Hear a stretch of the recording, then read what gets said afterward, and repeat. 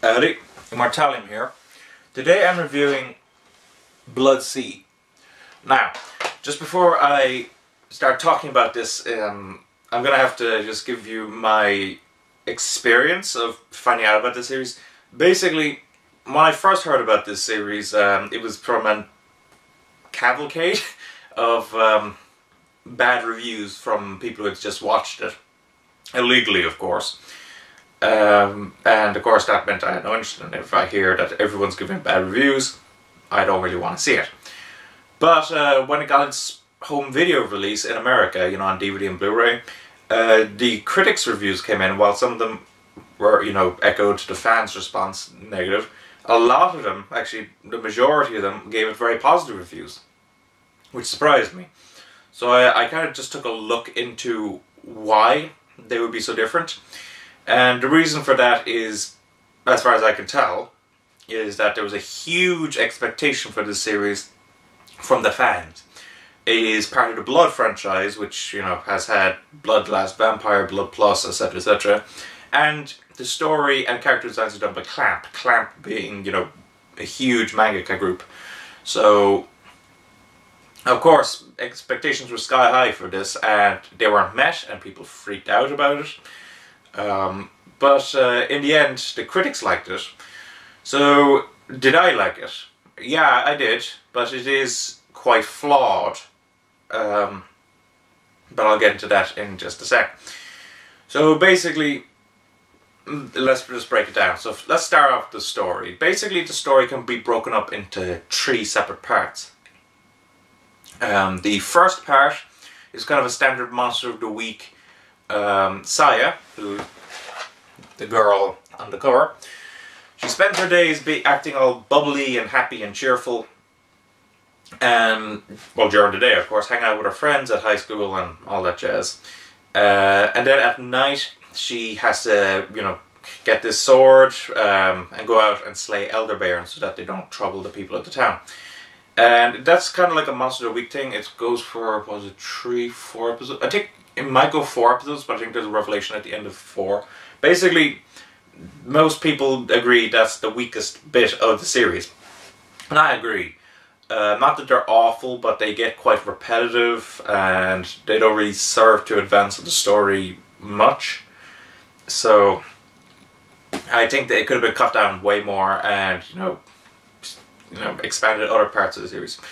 The second part is when I like to call it chaos ensues. That's all I'll say on that. Pretty good again. You know, I quite enjoyed it. The only issue I had with the whole chaos ensues aspect, which is like the middle third of the series, is there's some what I'd call plot holes, more potential plot holes. I was kind of waiting to see if they would resolve it, but during the whole time I was watching it, I was kind of thinking to myself, wait a second, you know, that doesn't seem logical right there. Last part of it though, there's a big twist. And I knew there was a big twist, and that's why I was waiting to see if they would resolve the plot holes. Which in my opinion they did. I'm sure, you know, there's probably plot holes there that, you know, I didn't spot and that don't get resolved by the big twist, but I knew that there was a big twist coming up, and I noticed that this twist seems to make or break into people's enjoyment of the series. If you like the twist, you seem to like the series. If you hate the twist, you seem to hate the series. And I don't really see any, like, I don't think I've come across anyone who says, oh, I liked the twist, but I still didn't like the series, or I hated the twist, but I still like the series. I think it's pretty much make it, break it. I liked it in the end, but I can't guarantee you'll like it. So that's the story. Overall, I liked the whole story, but it could have been, you know, the first part could have been more streamlined. They could have handled maybe the middle bit a little better, just to kind of not make the plot hole seem so obvious. They do get resolved, I will say that, in my opinion at least. But they could have made it a bit more subtle, I guess, in the middle. So overall, good story. Characters-wise, there's a... Okay, first of all you have Saya, and Saya's bubbly, she's, you know, happy, she goes off and kills elder bears at night, She develops quite majorly. She becomes more serious, and some startling revelations are made about her throughout the series. Overall, a good character from Chaos onwards, I would say. From the first part, she's kind of annoying in my opinion. Also, she has this I find very hard to kind of to correlate, I guess I could say, is that during the day scenes she keeps tripping, and at night she's moving surprisingly, balanced and, accurately and everything, and during the day she keeps tripping. So I was kind of like, wait, that doesn't make sense. So that's something that really annoyed me. But overall, I liked her character and her character development. There are other characters there, and they seem to all fill out archetypes. You have the twins, Nono and Nene. They are happy, bubbly, etc., etc. There is, what's his name? Yuka, I think her name is, who is kind of the straight man, one could say, the logical friend of Saya. You have Itsuki, who is the guy who, the class representative who has a crush on Saya, a very obvious crush, but Saya isn't able to pick up on it. Tokizane, who is the mysterious boy who, Saya starts to kind of fall for. That's the implication. And we have her lecturer, her teacher. I'm sorry, I should say teacher. I'm just so used to college now. Teacher, who seems to know more than what's going on. And they are all archetypes in a sense, but there is a reason for that, and it's related to the twist. So, as characters, they're fairly two-dimensional, but it does work itself out in the end. Again, I think this is a slow burner. I can understand why a lot of people would have dropped it after a while, because things aren't making sense. It doesn't seem original. It seems that Clamp were kind of building up to that twist too reliantly. They were too reliant on the twist. So I think they could definitely have streamlined the story and the characters. They could have made the characters a little more deep. But that again gets resolved with the twist. Now, I've been talking about, story, characters, etc., etc. What you guys probably are also quite interested in. Okay, I'll talk about this before I talk about the animation. The gore. Now, this series is quite known for being bloody.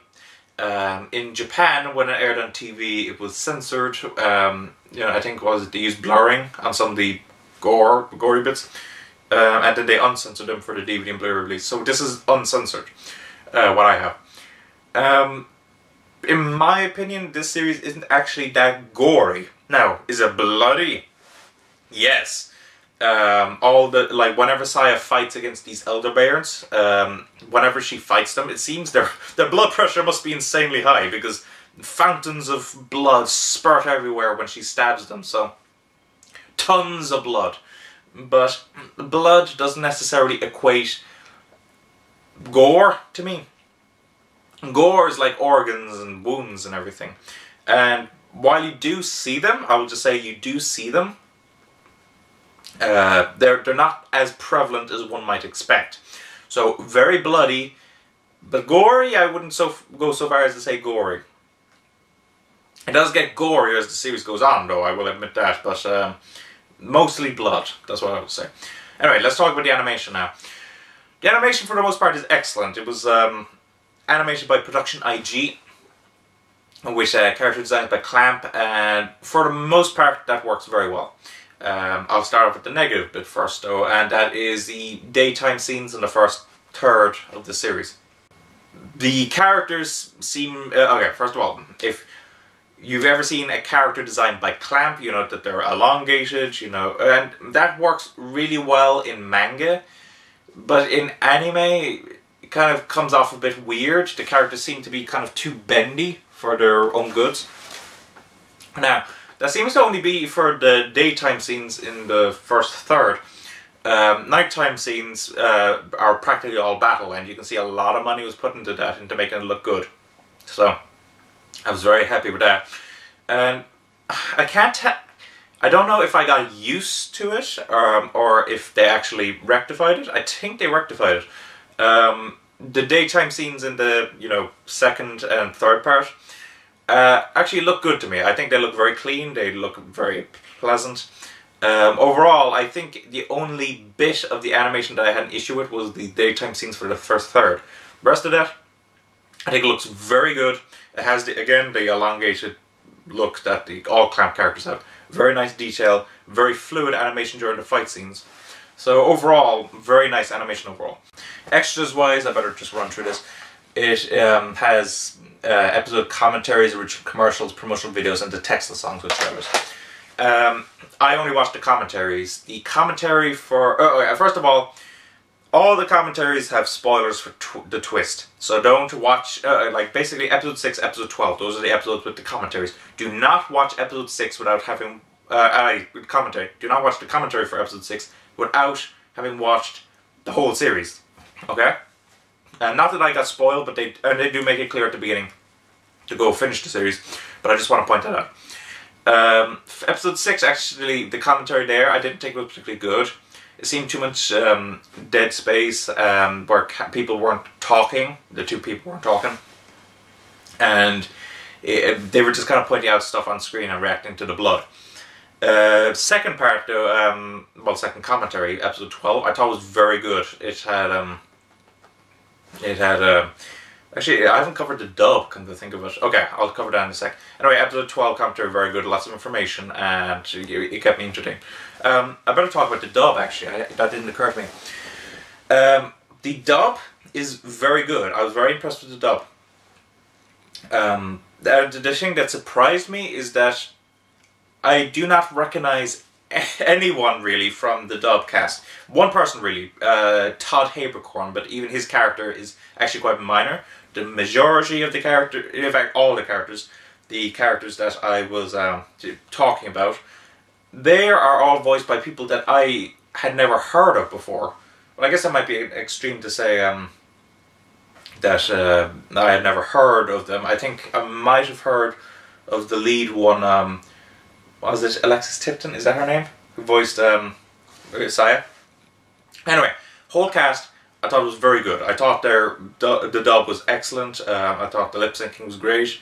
I thought they brought the necessary, you know, emotion to the parts.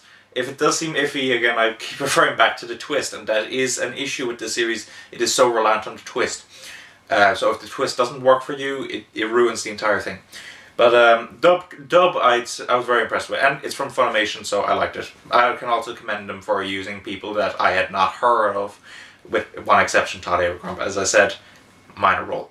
Yeah, so I guess that seems to come up to the end on that review of it. So overall, I would recommend this series, but I cannot guarantee you'll like it. That it is, like, this is possibly the first series I've reviewed where I can say that I liked it, but I cannot tell if you'll like it. So I don't know. Maybe wait for the price to drop if you're a bit unsure about it. If you're a fan of Clamp or you're a fan of Blood franchise, you should probably get it. You know, you can probably get it and be relatively safe that you'll like it. Just don't have too high expectations for it. For everyone else, probably wait a while for the price to drop. So that's pretty much it. Thanks for watching. Don't forget to comment, rate, subscribe, and bye bye.